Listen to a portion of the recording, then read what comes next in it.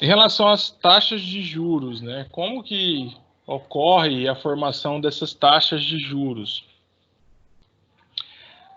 A Selic, ela é definida pelo Copom, né? O Copom se reúne aí a cada 45 dias, cada 40 dias, se não me engano, e define o objetivo dessa taxa. Essa taxa é a balizadora da troca interfinanceira no sistema, e ela que vai também parametrizar, caso os agentes financeiros não consigam se saldar e houver a necessidade do Banco Central entrar no sistema interbancário para injetar liquidez, é o valor que ele vai cobrar do sistema para ofertar dinheiro. É muito raro acontecer isso, porque geralmente os depósitos à vista superam os saques à vista. Então, e as eventuais demandas de crédito. Então, geralmente, não é muito comum o Banco Central intervir nesse ponto, né? Então, a Selic começa a história. Ela é um objetivo, ou seja, pode ser que o custo financeiro, o custo interfinanceiro, ou seja, o custo que os bancos cobram para emprestar entre si, ele fique a mais ou a menos da Selic, tendo em vista a percepção de risco dos agentes num determinado momento. Se, porventura, existe uma aversão a risco, o CDI tende a ficar mais caro do que a Selic, né? Se quando está tudo muito bem, às vezes o CDI fica mais barato, mas é muito pouco. Ele tende a ter uma simetria maior para cima, para ficar mais caro, né? Então, às vezes é mais comum a gente observar um CDI mais caro do que a Selic. No caso, os créditos, de modo geral, eles têm prazos médios e longos, né? Os créditos de curto prazo não sofrem tanta influência disso, mas os créditos de longo prazo, eles sofrem muita influência das formações das taxas de juros de longo prazo. Como que é formar essa taxa de juros de longo prazo? Ela é predominantemente formada pelo mercado financeiro, via troca de contratos futuros de DI, né? Os contratos futuros de juros DI, eles têm negociação na Bolsa Brasileira e eles apresentam vencimentos de 20 anos até.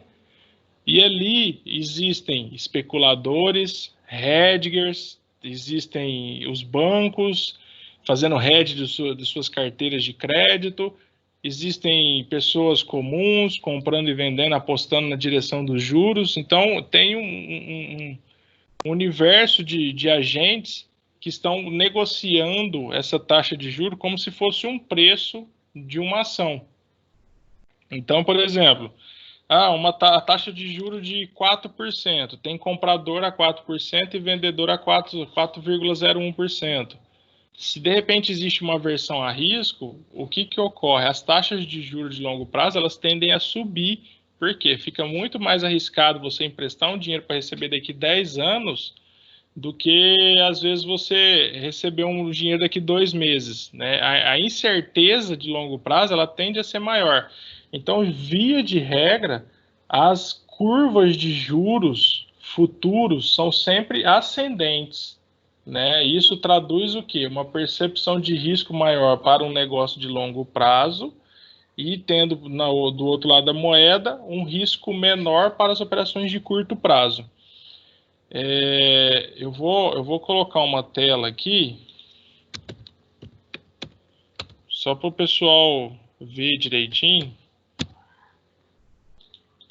como que funciona essa troca.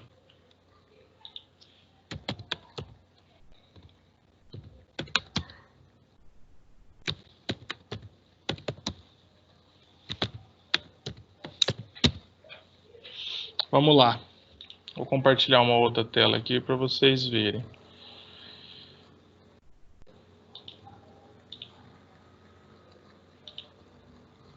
Vocês estão vendo aqui essa tela com os números? Estão vendo? Sim. Tá. Aqui Ó, para vocês verem como funciona. Aqui eu vou colocar um juro futuro de curto prazo, que seria o DIF21, né? Vencimento em janeiro de 2021. O preço dele, 2,30. Ou seja, a taxa DI para vencimento em 6 meses, a baliza dela é 2,30. Se houvesse uma troca entre agentes financeiros para liquidação em janeiro, ele ia pagar 2,3% de juros daqui até lá. Se eu coloco aqui uma taxa de juros para 2025, ou seja, 5 anos à frente, eu já tenho uma taxa de juros ano de 5,97. Então aqui já fica claro que para um empréstimo um pouco mais longo, a taxa base de captação vai ficar mais cara, já está mais próximo de 6. Se eu estendo esse prazo para 2031, eu já vou para 7,8%. Então aqui fica claro que a formação do juro, ela responde muito ao prazo de vencimento daquele título de crédito. Quanto mais distante, mais arriscado, por conseguinte, mais caro o juro. Então, aí a gente vai ter sempre uma curva ascendente de custo de captação. Isso é uma constante no mercado financeiro. Vamos voltar aqui.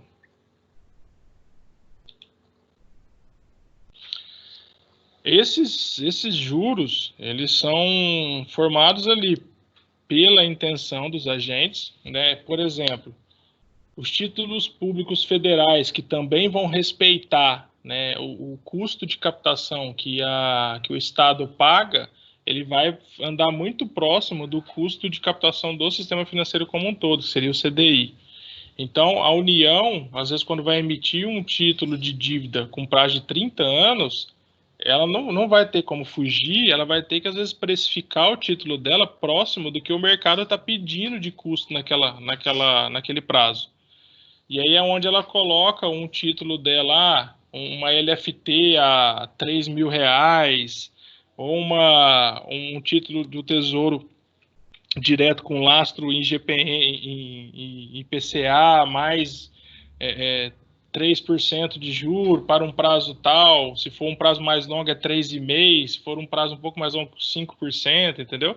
Então ela não tem como ela fugir muito disso, até a União fugir muito disso, porque senão se ela ofertar um título pouco atrativo para o mercado naquele momento, ninguém vai entregar dinheiro para a União, ninguém vai prestar dinheiro para a União. Então os títulos públicos também andam junto com a estrutura de custo dos juros futuros. E isso acarreta uma seguinte situação.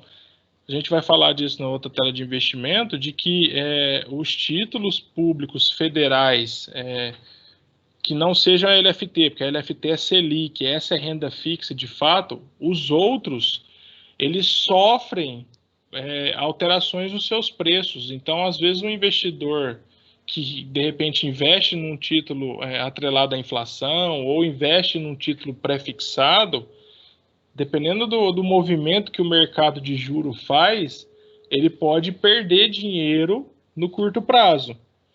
É óbvio que se ele levar o título pro vencimento até a liquidação, onde a União vai pagar a ele aquele valor previamente acordado, aquela condição de juro e tudo mais do título que eles acordaram na compra do título, se ele por algum motivo tem que sair do investimento antes, ele vai estar ao sabor do mercado. O mercado vai atribuir uma precificação naquele título dele, descontando as expectativas de juros daquele momento que ele está negociando no valor de face do título dele. Então, às vezes, ele pode perder dinheiro. Se ele comprar um título do Tesouro, ele compra hoje o título por R$300, porque o juro futuro está indicando 6% naquele prazo. E aí, se por alguma versão a risco o juro foi para 7,8, o título dele vai cair de preço, porque vai descontar no valor de face essa diferença de juro. Então, a estruturação do custo de captação leva muito em consideração essas questões de expectativa, de aversão a risco, né, uma expectativa de inflação que muda, um impacto cambial que pode estar ocorrendo, tudo isso mexe no custo de captação de dinheiro no sistema financeiro.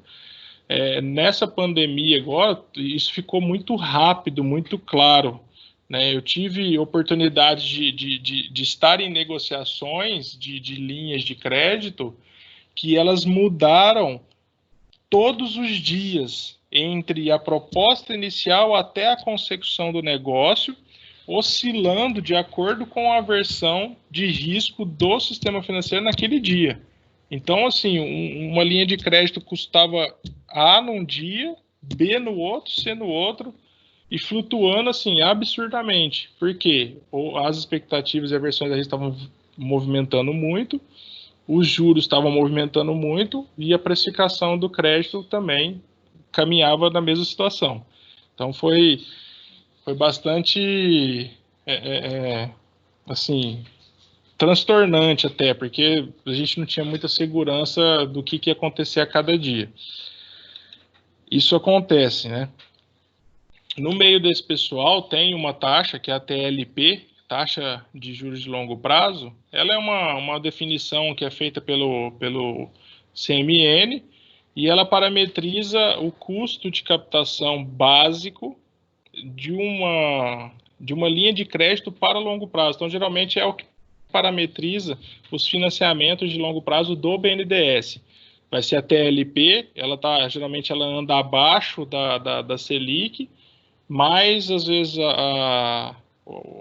o valor que vai que é o agente financeiro intermediador da operação, no caso o banco, tem um acréscimo de juros ali que vai remunerar ele, e mais demais despesas administrativas. Então, ela seria o começo da estrutura de juros. Ela é definida por canetada, né? Ela é definida pelo governo, no caso. É ele que define, mas ela anda próximo à Selic também.